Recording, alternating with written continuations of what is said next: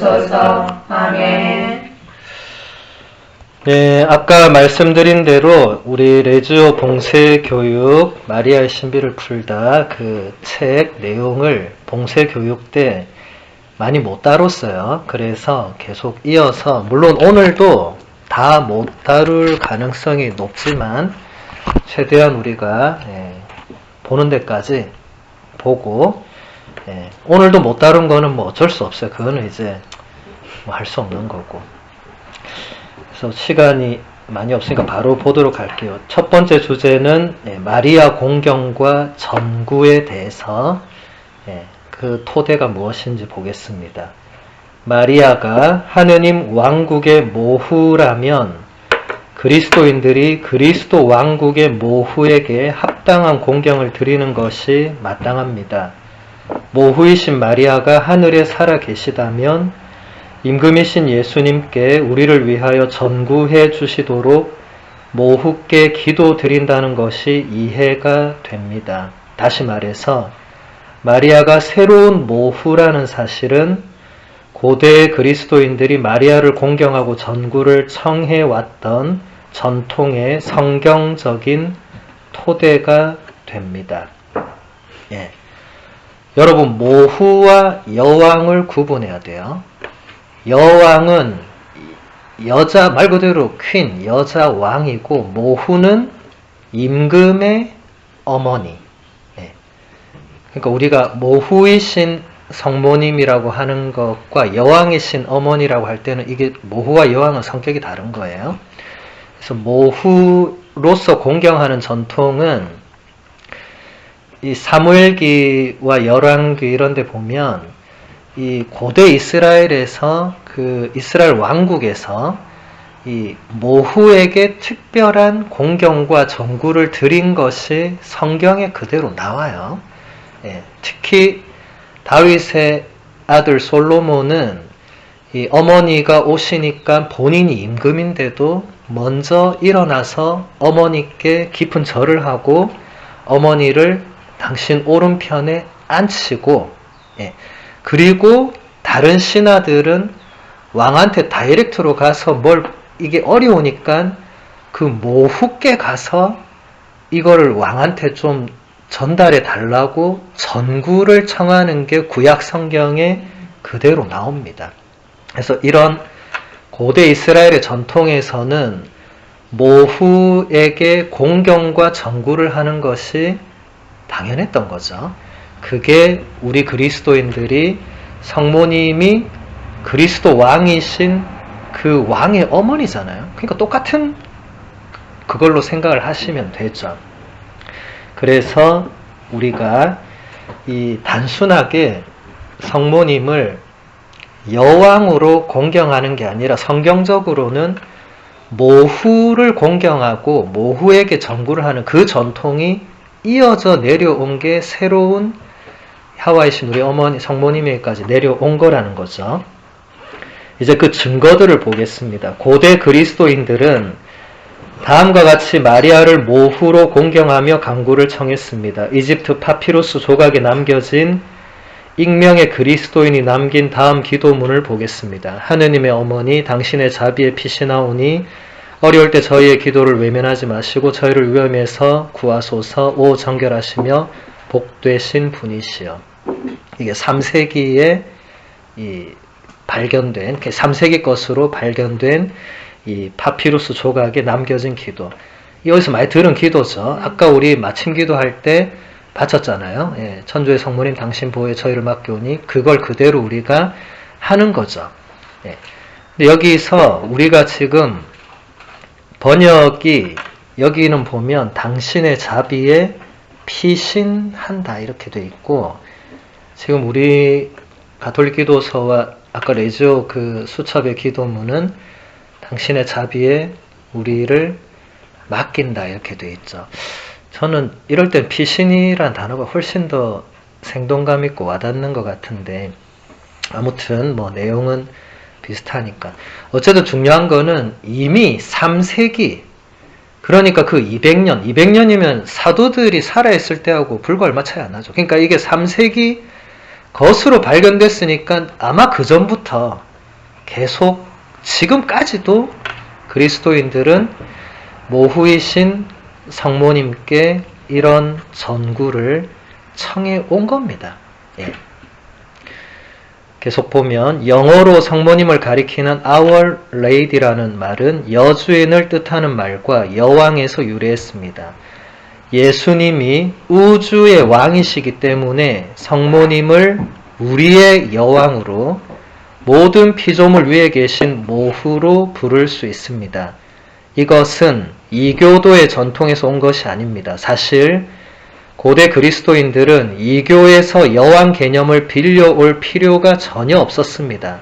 왜냐하면 구약 성경의 전통에 이미 있었기 때문입니다. 개신교에서 우리를 공격할 때 이런 게 다 이교에서 넘어온 거라고. 왜냐하면 이교에서 여신 숭배 이런 게 많았거든요. 그런 걸 가톨릭이 받아들였다고 주장을 하는데 이제 이 피트리 박사가 아니라고. 그리스도교는 이교의 그런 걸 받아들인 적 없고 이미 이것은 구약에서부터 내려오던 그 전통이 그리스도인들이 그걸 그대로 받아서 성모님께 적용을 시킨 것일 뿐이다. 명확하게 지금 밝히고 있는 겁니다. 모후로서의 마리아에 대한 고대 그리스도인들의 믿음은 오늘날에도 여전히 살아있습니다.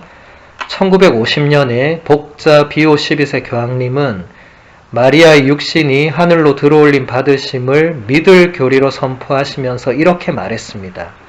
마침내 원죄의 온갖 더러움에 물들지 않으시어 티 없이 깨끗하신 동정녀께서는 지상생활의 여정을 마치시고 육신과 영혼이 하늘의 영광으로 올림을 받으시고 주님께 천지의 모후로 들어 높여지시어 군주들의 주님이시며 죄와 죽음에 대한 승리자이신 당신 아드님과 더욱 완전히 동화되셨습니다. 가톨릭 교회 교리서 966항을 그대로 인용을 했습니다.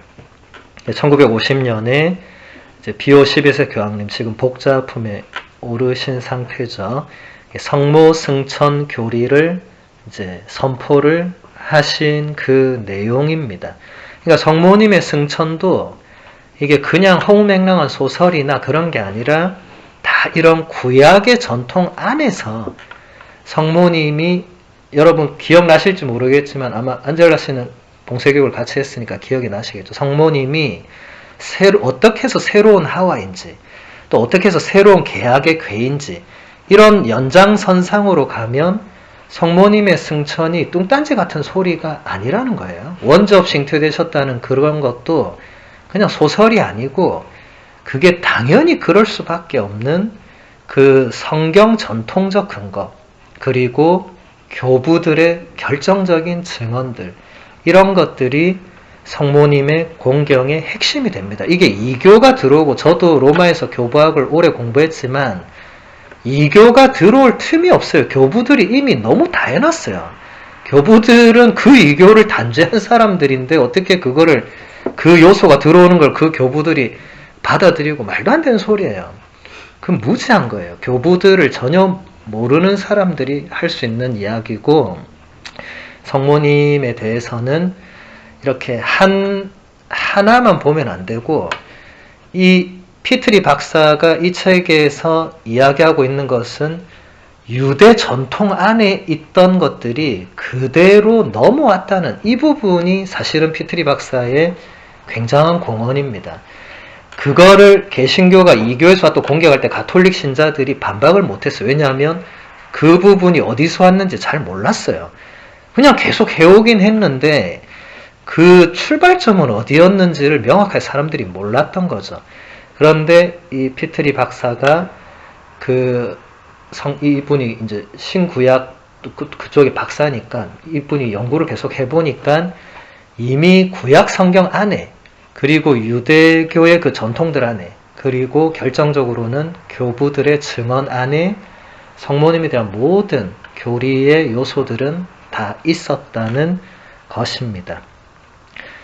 자, 그 다음 마리아 공경과 하느님 흠숭에 대해서 민감한 부분이죠. 개신교가 가톨릭을 향해서 너희는 왜 마리아를 흠숭하냐 이렇게 하면 또 우리 신자들이 반박을 못해요. 흠숭과 공경의 차이가 뭐냐? 이제 이 부분이죠. 마리아를 공경하고 정구를 청하던 고대 그리스도인들은 마리아를 하느님처럼 흠숭하지 않았습니다. 사실 마리아를 하느님의 어머니라고 불렀던 사람들은 마리아를 숭배하는 것이 신성모독이며 우상숭배라고 거부했습니다. 가장 오래된 예는 4세기의 에피파니오 성인입니다. 이 성인은 이단을 논박한 방대한 저작의 마지막에 마리아를 신성시하며 숭배하는 집단을 단죄했습니다. 콜리리디안이라고 불렸던 이 이단 분파는 마리아에게 성찬례 때 봉헌하는 제병을 바쳤습니다. 거기에 대해서 에피파니오 성인이 이렇게 말했습니다. 마리아는 공경을 받아야 합니다. 그러나 성부와 성자와 성령은 흠숭을 받아야 합니다. 어느 누구도 마리아를 흠숭해서는 안 됩니다. 하느님께 바치듯이 사람에게 성찬례를 바치라는 계명은 없습니다. 하물며 천사들도 받지 못한 영예를 한 여인에게 드릴 수 있겠습니까? 저들은 예레미야에 의해서 침묵하게 되어야 하며 세상을 위태하게 해서는 안 됩니다. 우리는 하늘의 여왕을 섬긴다고 말해서는 안 됩니다. 마리아는 공경을 받아야 하며 주님은 흠숭을 받으셔야 합니다. 굉장히 지금 중요한 부분이죠. 왜냐하면 피트리 박사가 결혼을 할 때 와이프 되실 분이 독실한 개신교 집안이었어요. 그래서 이제 결혼 이 승낙과 예식 때문에 와이프가 다니던 교회 목사님과 만나서 얘기를 하면서 이때 피트리 박사는 박사도 아니고 아무것도 아니었기 때문에 그 목사님한테 박살 난 거야. 너네는 성모님을 흠숭한다며. 그러니까 피트리가 아닌데요 하니까 너네는 흠숭하잖아. 막 이렇게 공격을 한 거예요. 그래서 너네 성모님을 여왕이라고 하잖아 하니까 예 이러니까 예레미야서를 인용해요. 여기 나오는 예레미야서 44장 18절에 우리는 하늘 여왕을 섬긴다고 그 당시에 이 하느님 외에 다른 여신을 숭배하던 그 집단을 예레미야가 이제 단죄하는 부분이 있는데 이 구절을 봐라. 예레미야도 단죄하지 않았느냐. 이러니까 그때 피트리는 성경을 읽어본 적도 별로 없는 사람이에요. 그냥 집안이 가톨릭이고 그러니까 자기가 봐도 하늘 여왕이라고 되어 있는데 자기가 가만 생각하니까 우리 성모님 맨날 하늘의 여왕 되신 오 마리아 막 하잖아. 그게 이건가? 하면서 박 목사님한테 엄청 깨진 거예요. 근데 이것을 피트리가 그 뒤로 이 문제를 내가 해결을 언젠가 풀어야 되겠다 한 거죠. 그래 피트리도 교부들을 몰랐던 거예요. 에피파니오 성인이 이미 4세기 교부잖아요. 지금으로부터 1600년 전의 교부가 이미 여기서 그렇게 하는 게 예레미야가 단죄하는 거라고 이미 단죄한 집단이 있는 거예요. 우리가 그렇게 하는 게 아니고 그 당시에 성모님을 마치 하느님처럼 떠받들던 신자들이 실제로 있었고 근데 이미 그리스도교에서 이단으로 단죄된 거예요. 여기 보면 콜리리디안이라는 이 분파가 있었다. 콜리리디안. 우리가 성찬례 때 봉헌하는 그 제병. 이거는 성찬례 때 봉헌한 이거는 축성된 제병이면 이거는 하느님께만 드리는 거잖아요.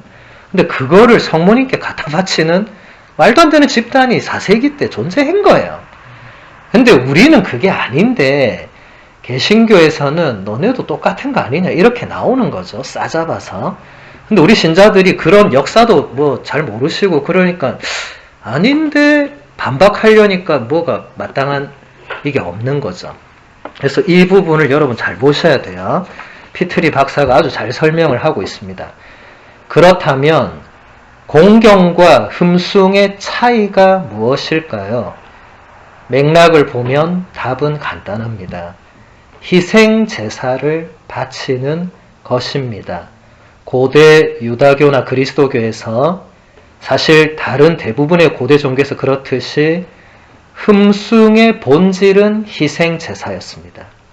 물론 무릎을 꿇어서 공경을 표하거나 노래를 부르면서 찬미 드리는 것 또한 흠숭의 일부입니다. 그러나 공경하고 간청을 드리고 찬가를 불러드리는 것은 여느 사람에게도 할 수 있는 것입니다. 위인들이나 영웅들을 생각해 보시면 되겠습니다. 하지만 오직 하느님께만 유보된 것이 있다면 희생 제사를 바치는 것이었습니다. 그러므로 에피파니오 성인에게 있어서 콜리 리디안들은 성찬례의 희생제물은 제병을 마리아에게 바치는 우상 숭배를 저지르는 것이었습니다. 여기 보면 이 콜리 리디안이라는 게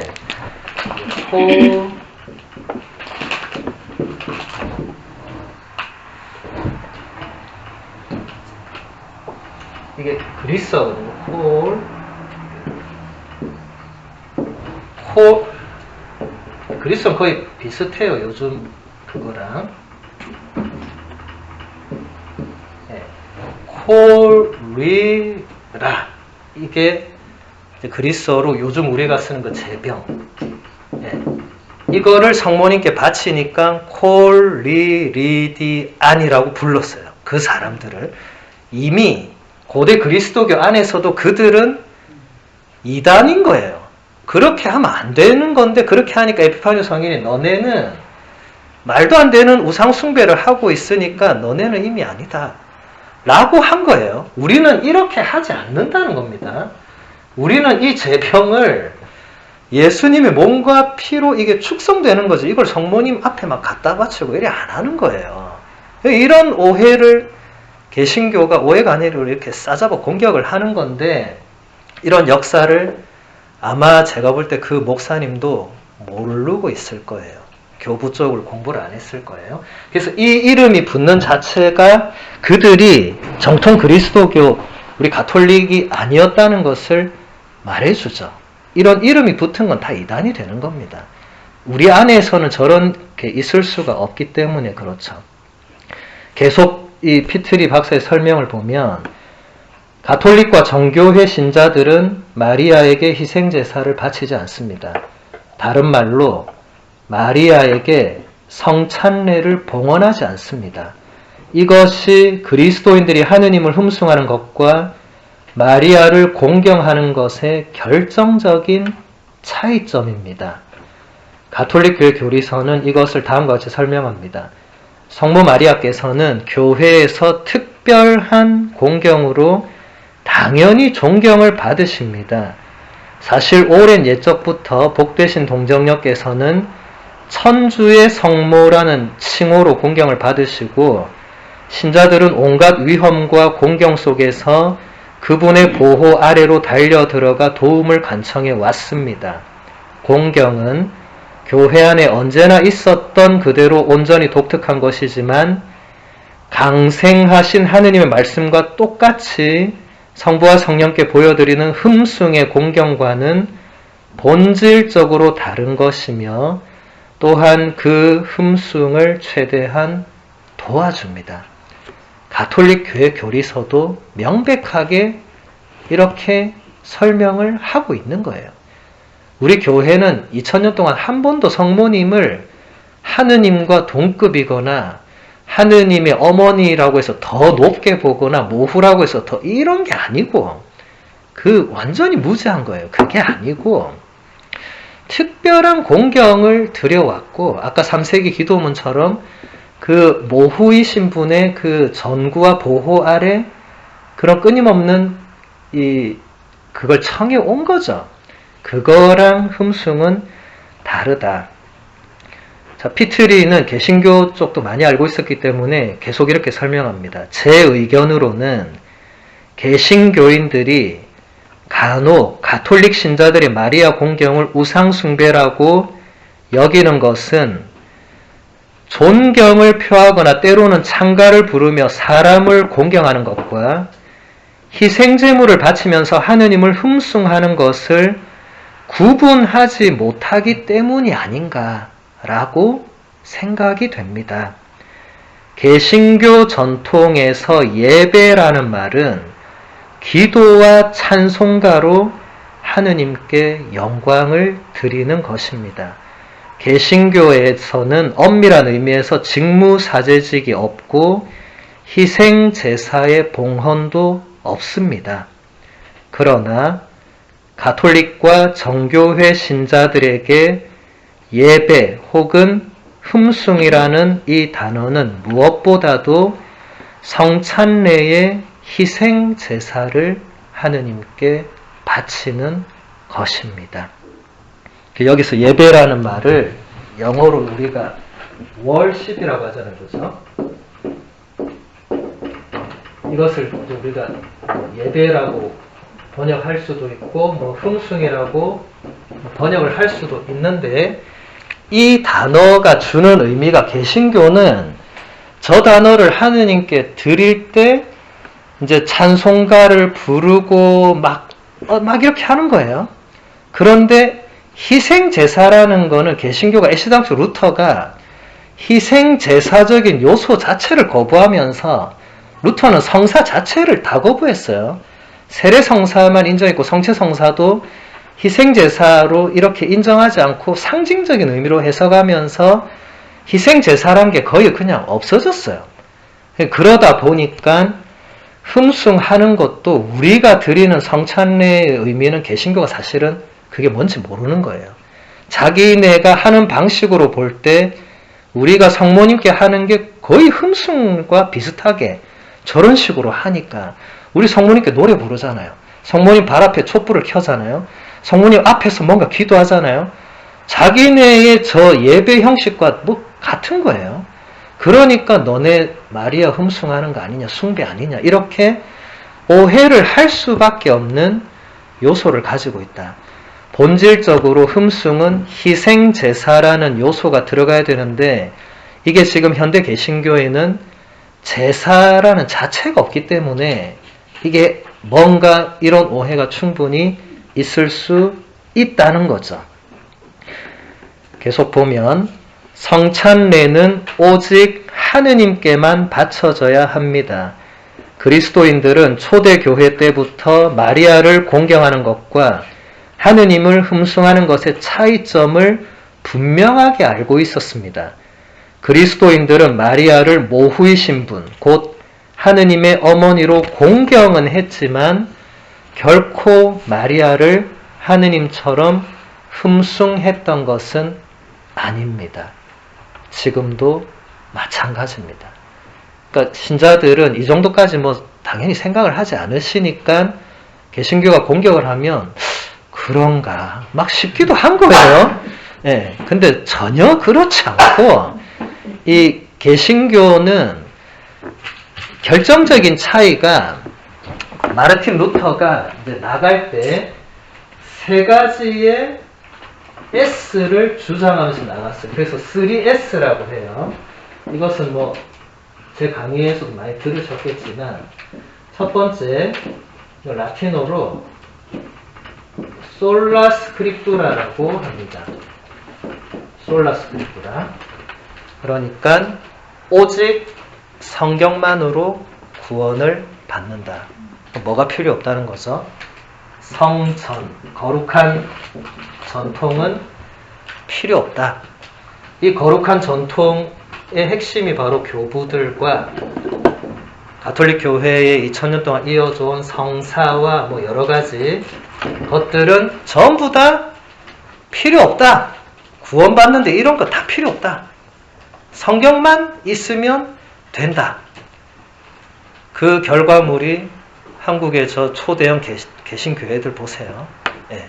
성경만 있으면 되는데, 문제는 그럼 이 성경을 누가 권위 있게 해석하고 누가 이 전통을 계속 이어져 오는가는 루터도 대답을 못했죠.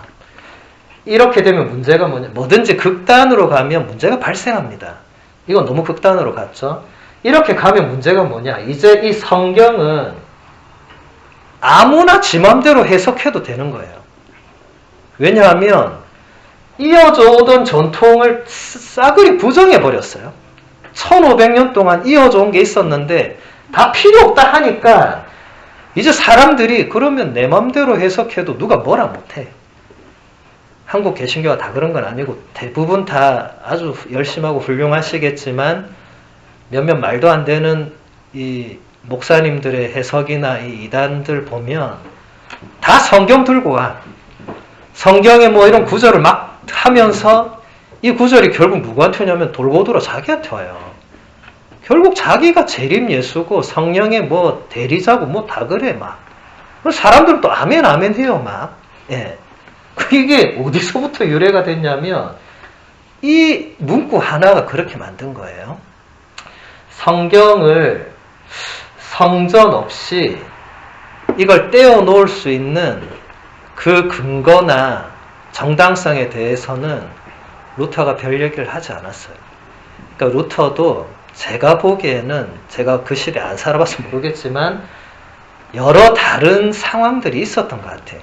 루터는 아우구스티노 수도의 수사 신부님이었습니다. 그 수사 신부님이 이런 모든 걸 부정해야 되는 뭔가가 있었겠죠. 그것까지는 제가 잘 모르겠어요. 그렇게 역사에 많이 그런 게 나오진 않고 어쨌든 성경만으로. 근데 문제는 이 단어 자체는 성경에 또 없어요. 그리고 여러분 지난 성경학교 때 기억나실지 모르겠지만 성경이 정경으로 확정된 거는 거의 4세기 무렵이에요. 그럼 그 300년 동안은 어떻게 된 거냐? 성경을 정하지도 않고 성경만으로 구원받아야 되는데 그럼 그 400년 가까이는 다 구원 못 받은 거냐? 그렇잖아요. 성경이 안 정해져 있었는데. 그러니까 루터는 이 부분을 너무 극단적으로 해석을 한 게 저는 문제였다고 봅니다. 이유는 잘 모르겠어요. 그래서 아무튼 이런 문제가 발생했고 이제 두 번째가 솔라 그라치아. 영어로 그레이스 같은 말이죠.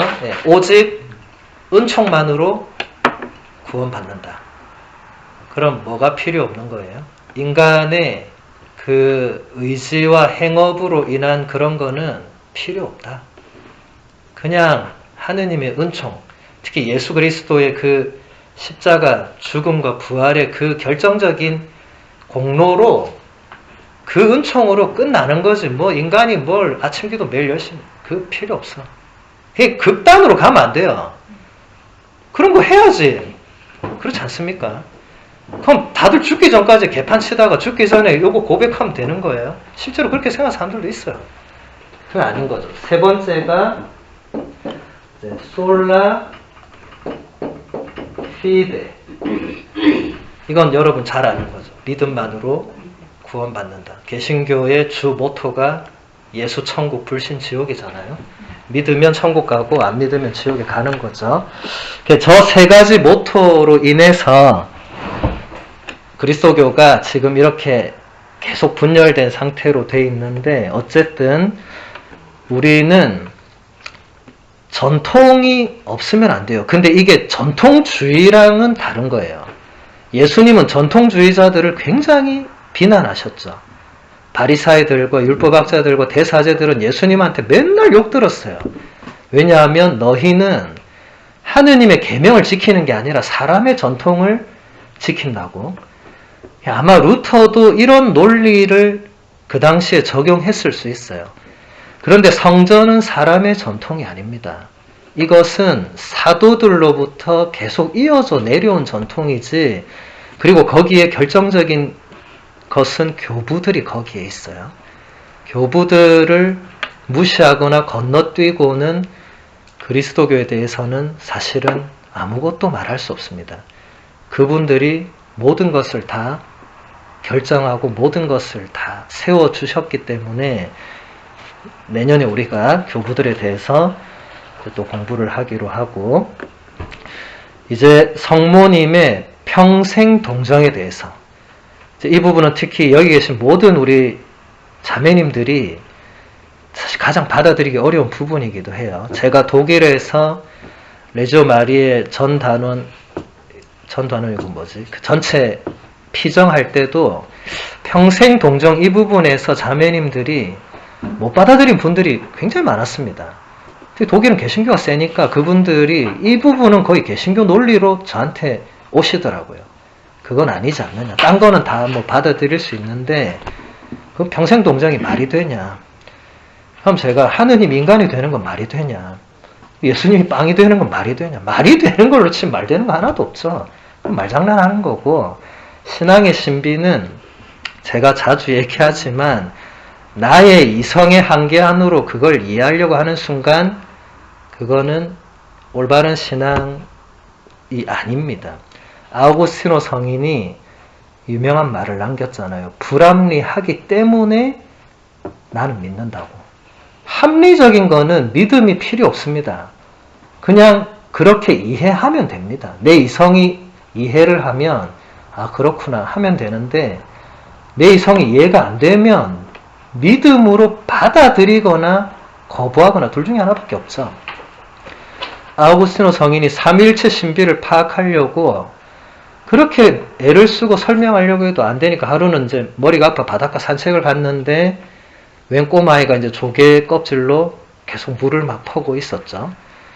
아우구스티노 성인이 뭐하니 이러니까 그걸로 바닷물을 퍼가지고 바닷물을 여기 백사장에 다 옮긴다고. 너무 기가 찬 거야. 그거 안 되잖아 이러고 있는데 갑자기 애가 사라졌어. 그 가만히 이거 가만 보니까 이게 어떤 환시잖아요. 본인이 지금 하고 있는 게 그거랑 똑같은 거예요. 삼위일체라는 신비를 나의 이성 안에 넣어서 이해를 하려고 본인이 계속 시도를 하고 있었던 거죠. 그래서 그때 아우구스티노 성인이 더 이상 이런 시도는 안 되는구나. 그래서 불합리한 부분부터는 믿을 수밖에 없다라고 우리에게 좋은 예를 남겼죠. 자, 이제 평생 동정에 대해서 피트리 박사가 어떻게 설명한지를 보겠습니다. 마리아가 가브리엘 천사에게 했던 응답, 루카복음 1장 34절. 저는 남자를 알지 못하는데 어떻게 그런 일이 있을 수 있겠습니까? 이 응답을 어떻게 이해를 해야 될까요? 맥락상으로 마리아는 동정 서원을 한 상태였고 평생 동정으로 머무르고자 했다는 것이 가장 합당한 설명입니다. 마리아는 있는 그대로 자신은 동정녀이며 앞으로도 동정으로 머무를 생각인데 어떻게 아이를 가질 수 있느냐고 물었던 것입니다. 계속 보면 구약 성경에서 한 장 전체가 고대 이스라엘 여성의 금욕 서원에 관한 내용이라는 것은 대단히 의미심장합니다. 하지만 불행하게도 이 대목은 마리아가 성적인 금욕 서원을 했을 가능성 자체를 묵살해버리는 많은 학자들로부터 완전히 외면당했습니다. 그럼에도 불구하고 이 대목은 혼인하지 않은 여인, 결혼을 한 여인, 남편을 여의었거나 이혼한 여인의 금욕 서원에 관한 성경적 증거를 제공합니다. 이게 민수기 30장을 지금 말하고 있어요. 민수기 30장을 보면 한 장 전체가 여인의 성적 금욕 서원에 대해서 아주 상세하게 하느님께서 모세를 통해서 설명을 하고 계시고, 그러면 그게 그냥 성경에만 적혀 있는 게 아니고 실제로 많은 여성들은 그 서원을 행했을 겁니다. 마리아도 마찬가지란 거고, 거기서 한 부분만 보면 아내가 한 모든 서원과 고행을 하기로 서약한 모든 맹세는 남편이 성립시킬 수도 있고 취소시킬 수도 있다. 만일 남편이 그날부터 다음 날까지 아내에게 아무 말도 하지 않으면 그는 아내의 모든 서원과 모든 서약을 성립시키는 것이 된다. 그가 그것을 들은 날 아무 말도 하지 않았으니 곧 그것을 성립시키는 것이다. 무슨 말이냐면 아내가 남편한테 나는 이제 비록 우리가 혼인한 상태지만 나는 이제 하느님께 내가 남은 내 여생을 평생을 이 성생활 없이 내가 그렇게 살기로 서약을 하겠다 혹은 했다고 했을 때 남편이 안 돼, 너는 나랑 결혼했으니까 이렇게 나오면 이제 그 서원이 성립이 안 되고, 왜냐하면 이게 남편과 합의가 안 됐으니까. 그런데 만약 남편이 거기에 대해서 뭐 예스 했으면 당연히 되고, 근데 여기 보면 하나님께서 아무 말도 안 해도 그렇게 하루가 지나면 그건 예스랑 같은 거다. 그럼 그때부터 그 여인은 그게 금욕 서원이 실제로 효력을 지니게 된다는 겁니다. 이 율법은 스스로 고행을 하기로 한 여성, 직역을 하면 자기 부정 혹은 금욕을 하기로 한 여성의 서원에 관한 것입니다. 이 단어는 단식을 가리키는 말로 쓰이기도 하지만 성관계를 절제하는 것도 포함하는 말입니다. 현대 유다교 랍빈 제이콥 밀그롬은 고행 또는 자기 부정이라고 옮기는 이 구절의 가장 오래된 유다교 해석에는 부부간의 성관계를 삼가하는 것이 포함되어 있다고 지적합니다. 그러니까 이게 고대 히브리어를 이제 어떻게 번역하느냐의 문제인데, 이게 고행이라는 단어, 자기를 부정한다는 단어의 의미가 뭐냐? 근데 유대교 그 율법 학자가 이것은 부부간의 성관계를 하지 않는 것을 의미하는 것도 있다고 얘기를 한다는 거예요. 그냥 우리 쪽에서 일방적으로 성모님의 동정에 이걸 끼워 맞추려고 하는 게 아니라는 거예요. 또 후기 유다교 외경에서 다양한 여성들이 성적 금욕 서원을 한 실제의 예들을 찾아볼 수 있습니다. 1세기 유다교 저자인 알렉산드리아의 필로는 독신 남성들과 나이든 독신 여성들로 구성된 유다교 분파를 다음과 같이 언급합니다. 그들은 그리스의 여성 재관들처럼 강요에 의해서가 아니라 자신의 의지로 정결을 지켰다. 또 고대 유다교 전통 모음집인 미시나는 결혼한 유다인 남성과 여성이 통상적인 부부관계를 절제하겠다고 서원하는 것을 명시적으로 언급을 하고 있습니다. 자, 이 유다교의 문헌들이 왜 중요하냐면 우리는 원래 유다교였어요. 예수님 오시기 전에는 유다교밖에 없었죠. 그냥 구약 성경과 그 구약의 율법에 충실한 이스라엘밖에 없었고, 당연히 성모님도 예수님보다 먼저 태어났으니까 유다교 전통 안에 있는 분이었죠. 그러니까 이런 전통들을 성모님이 충분히 따라 쓸 수 있고, 그러니까 우리가 어디서 이거를 평생 동정을 막 신화처럼 가져온 게 아니고 이미 성경 안에, 그리고 유대교가 실제로 그렇게 행해왔던 전통이라는 겁니다. 고대 유다교의 근거가 제시하는 결론이 무엇일까요? 젊은 유다교 여성이 고행 서원을 한다면, 그리고 법적인 남편이 그 서원을 듣고 아무 말도 하지 않았다면 스스로 한 서약은 성립되며 율법에 의해서 그것을 지켜야 합니다. 마리아가 이 서원을 했고 법적인 남편인 요셉이 반대하지 않았다면 마리아는 서원을 지켜야 했던 것입니다. 자, 그럼 여기서 요셉은 어떻게 마리아의 서원을 받아들일 수가 있었을까? 지극히 높으신 분의 힘이 마리아의 몸을 덮었고 그것이 마리아가 새로운 계약의 궤라는 사실을 드러낸다는 것을 요셉이 조금이라도 알았다면 요셉은 마리아를 하느님에 의해서 축성된 존재로 간주했을 것입니다. 구약 성경에서 계약의 궤는 지극히 거룩해서 레위인도 손을 대면 살아남을 수가 없었습니다. 그렇다면 새로운 계약의 궤인 마리아는 어떻겠습니까? 예루살렘의 지상 성전은 지극히 거룩해서 그곳에 들어가려면 사제들은 성관계를 삼가야 했습니다. 이것은 구약의 사제들을 말하는 겁니다. 그러면 하느님의 새로운 거처인 마리아의 몸은 어떠했겠습니까? 6세기 사룩의 야고보는 이렇게 말했습니다. 요셉은 마리아를 사랑하고 존경하며 아껴주고 귀하게 여기며 존중하고 섬겼습니다. 요셉은 시나이산의 구름을 바라보듯이 마리아를 바라보았습니다. 왜냐하면 하느님의 권능이 마리아 안에 머물러 있었기 때문입니다. 요셉의 마음은 정결했고 그의 생각은 거룩했습니다. 동정녀는 순결했고 남편은 올곧고 의로웠습니다. 교부들의 증언이 이것을 뒷받침해준다.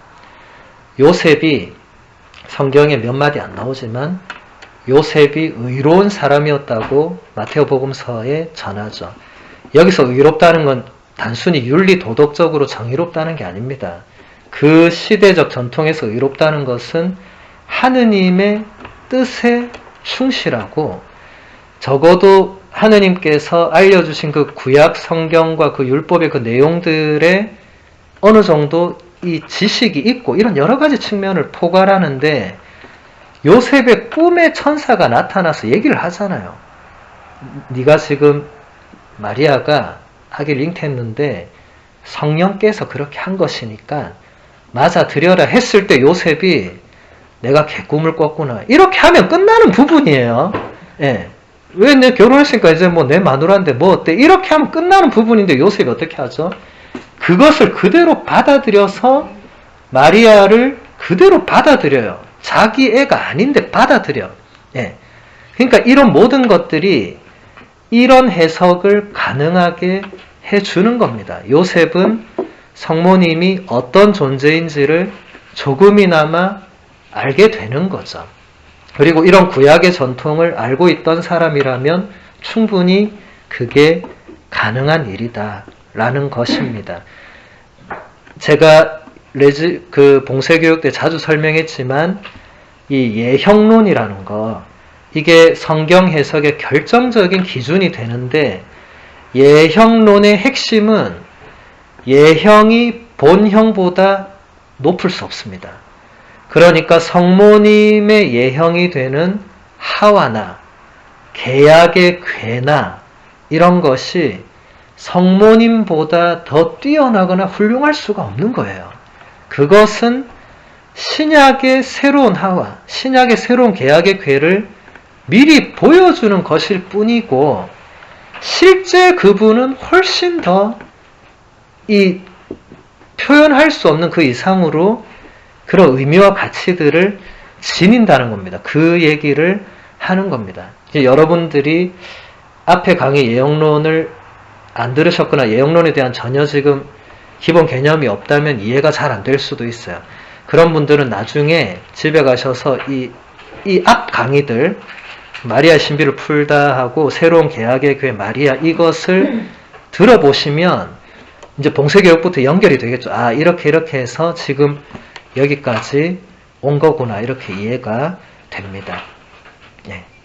지금 여러분 상태를 보니까 쉬어야 될 것 같아요. 그래서 10분간 쉬고 20분에 다시 강의를 이어가도록 하겠습니다.